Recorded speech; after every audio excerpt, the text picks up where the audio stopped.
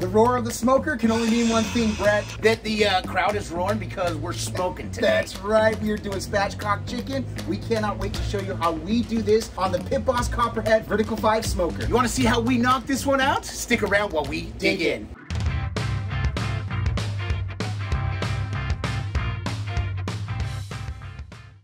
Super happy and excited, which I think I say about every cook video. Go back and watch them all and tell me if I'm right. Yes. Really excited though to do the spatchcock chicken. One of the longest sitting items on our request list. Yes. That we've had for a couple years. It's been because this was actually requested for a griddle cook a long time ago. We thought, man, we'll look into that one. Never got around to really digging in to see how that would work or to try it on our own, but we got the smoker. Here we are today. Here we are today. Yep. Brett, let's talk about groceries real quick. Okay, there's three things on this one. We've got this chicken, 6.05 pounds chicken, and then we are using P.O Box's simple salt, pepper, garlic, and we're using this amazing maple chipotle rub from P.O Box. It is absolutely amazing. It's got that sweetness from the maple, and then it's got a little kick from the chipotle, not a kick like Jackie Chan, but it just kind of knocks on the door, checks in, makes sure everything's cool, and that's where it hangs out. So it actually checks to make sure everything's a little hot. Yeah, that's right. Make sure that my presence is known, it's known, and then it's good. So you know, there's a lot of different spices and rubs we use, and there's ones that stick out. The first time I tasted this maple chipotle, it stuck out, and when we knew we were going to use it again. When we saw it today for the spatchcock, we're like, boom, that's the easiest solution right there. It was actually hard to choose which rub we actually wanted to use. We were going from usual suspects, any others, but when we came up with this, we're like, this is it. This is so simple. Partly too, Brett, not like really a cheat code on this one, but that maple chipotle is also going to give it the skin a really good color when it crisps up. Now, the one question for us is whether or not we were going to sauce it. As of right now, the intent is not to sauce. Correct. That may change right before we pull it, but we expect this to be about a 2-hour cook. Remember, when we're smoking, we're never worried about time. It's about getting the chicken to temp. In the breast, we want 165. Legs and thighs are going to get a little bit hotter. That's okay. They can take the heat. They can absorb it. They're always going to be tender and juicy. But the breast, we want at 165. Yeah, exactly. You definitely don't want to overcook the breast, because if it's dried, it's done. I mean, it's done and not in the good way. Right. And this is one really cool thing about the spatchcock. This is a good way to actually speed up the process of cooking the whole bird. You can actually use this. I know people actually use a spatchcock turkey for Thanksgiving, because again, it just speeds up the process. Well, it speeds up the process. Also, you get a slightly more even cook all the way through. So we're going to manage the cook. Since we are on the vertical, we're less worried about where it is over the heat source, because we're going to be high enough up. Really let the smoke kick in there for the first hour, 30 minutes to an hour. We'll check on it, rotate it, do what we need, but then after that is just going to be getting it to temp. There's not a whole lot to this one. So the smoker is at 250 ready to go. So I just wanted to tell you how we prep this. If this is your first time, this is how we prep a spatchcock chicken. So what we do is we take this, we patted it dry just a little bit, and then we had it breast side up. What you want to do is flip this over so that you've got the back exposed to you, so you see the spine running right down the middle. So we've got our kitchen shears. Now you can use a knife for this, but a little bit more dangerous to do so because you are cutting bone, more chances for injury, so we like the kitchen shears. And honestly, we don't have the world's sharpest kitchen shears, and they work just great. They're pink. So I turned the tail side towards me, and I followed up the left-hand side, staying right tight next to the spine, worked it, turned it all the way, and came back up. Now you can turn it, or you can just go start where you did, but on the right side of the spine, and cut that all the way out. Now Adam did struggle a little bit. If you'll notice, he is left. He's cutting with his left hand. These are right-handed shears. So. That's not true. Shears are shears.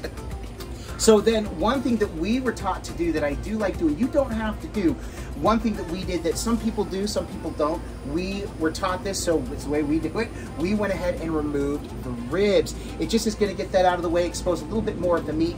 Now, it did kind of all fall apart a little bit on the inside, which happens. Sometimes it holds together just perfectly. Sometimes the membrane will release a little bit, which is what happened to us. So no big deal. We'll just make sure you get it in. Chicken's going to taste the same. It's going to taste the same. As long as we cook it to temp, we're going to be just fine. Right. So we've seen this done either way too. A little salt and pepper on the inside, nothing else. We actually wanted to get some heavy seasoning on the inside to really coat it, give it a good little base on the inside. And then once that was coated, we also put a little bit of this maple chipotle. Now it looks like a lot. We wanted just a little bit of that flavor on the underside, but we're gonna turn this. Now we are using a wire rack. This is gonna work for a lot of different reasons. First of all, it's gonna make transporting it super easy, turning around super easy, but also it just helps us to work this overall a lot easier. So then when we flipped this bird over, I went ahead and heavily seasoned it with both rubs. And if this thing had a nook, it got covered. If it had a cranny, it got filled. It got filled. Every nook and cranny of the bird was filled, and this is the result. Ladies and gentlemen, boys and girls. It's starting to sweat out. This thing is starting to sweat out, so we want to get this on, and we'll put a little bit more rub if we need to, where we need to. But that right there looks fantastic. We're going to go ahead and get it in the smoker. So the thing is, there's really no right or wrong way to do this. What we're doing, like I said, since we're in the vertical, let's just open this. We don't want to open this for too long. Woo, ha, ha, ha, ha, ha. Brett's going to slide it in. Are we naming our chicken, Jerry? No, you don't name the food you're going to eat. Okay. All right. Anyway, so we're putting that in. Now, we're putting this breast side out because we want to probe it. If you had a fire pot, and it was right in the middle, you would want to put your breast further away, let your legs and thighs take the heat source a little bit more. We just want to get some good smoke on there. So we're going to get a probe in this, and we're going to let it run for a good hour or so. We're going to check back, and we'll check in an hour and see where we're at. All right, so what we're going to do, Brett's got the probe now, and we're going to stick this in. So, all right, so we got the probe in. We're going to push this back, and we're going to let that sit. We're going to let that ride out for about an hour.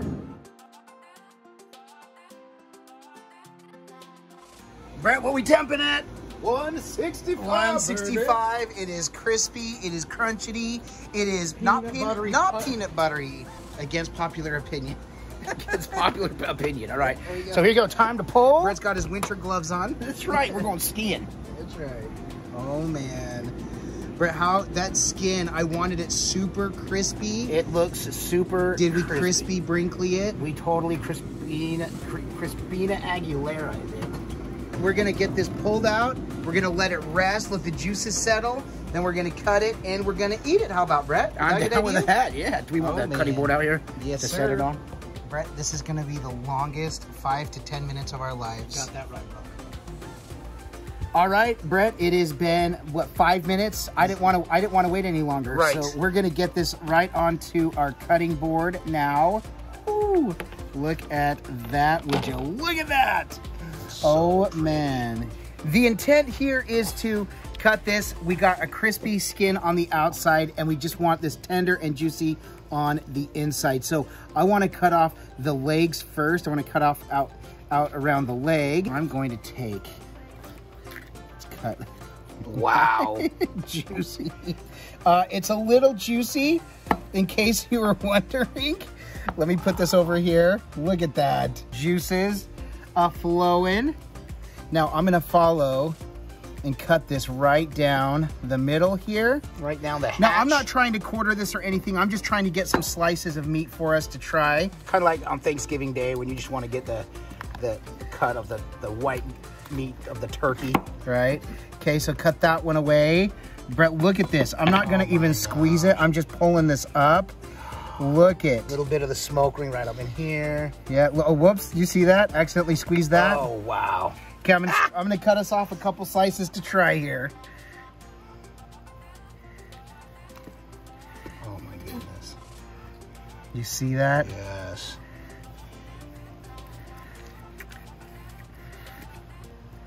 This is just like pulling away.